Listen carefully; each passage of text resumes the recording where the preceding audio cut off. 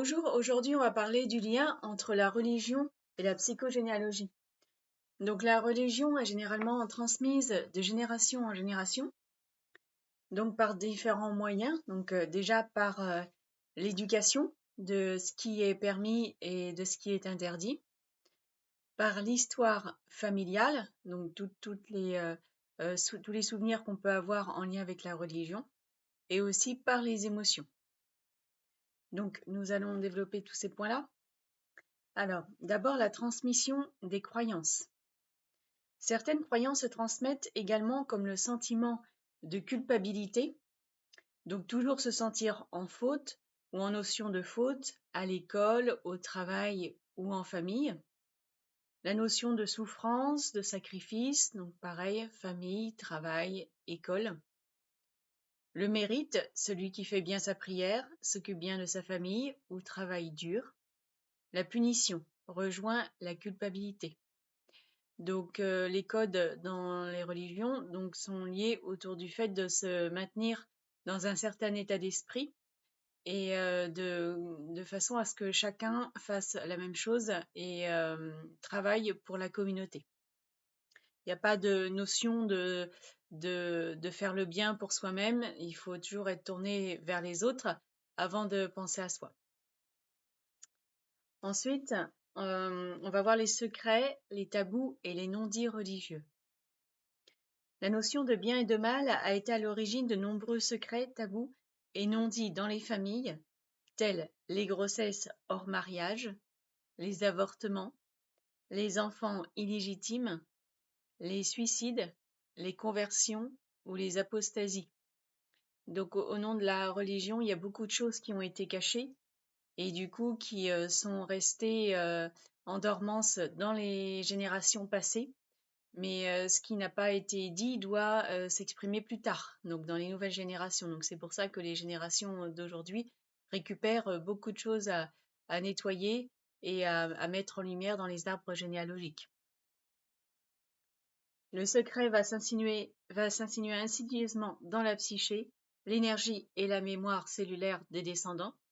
Différents symptômes s'exprimeront comme des maladies, des angoisses inexpliquées, des échecs répétés ou de l'auto-sabotage. Donc quand on ressent des choses comme ça, il est important donc de mettre en lumière ce qui n'a pas été dit dans la famille et de réfléchir à ce qui a pu se passer donc en fonction de différentes thématiques.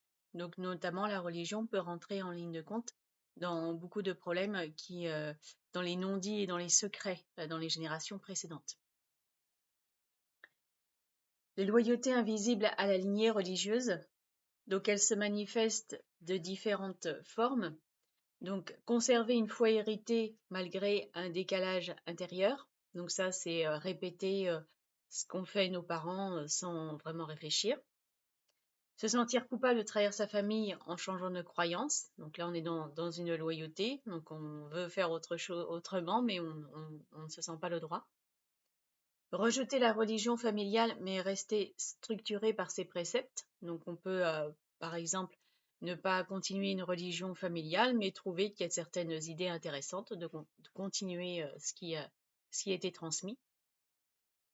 Répéter des choix de vie par fidélité inconsciente, mariage, célibat, vocation.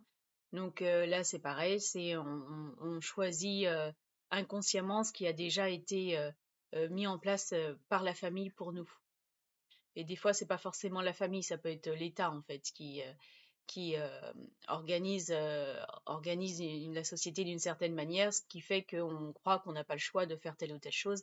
Comme par exemple, beaucoup de gens pensent qu'ils n'ont pas d'autre choix que de se marier, d'avoir des enfants, alors qu'on peut avoir une vie différente. Et c'est pour ça que dans les générations nouvelles, beaucoup se permettent de mener une vie différente pour casser avec ces schémas répétitifs transgénérationnels.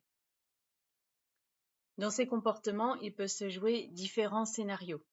Une peur de l'exclusion, un désir d'appartenance, une réparation symbolique, une tentative de racheter une faute passée.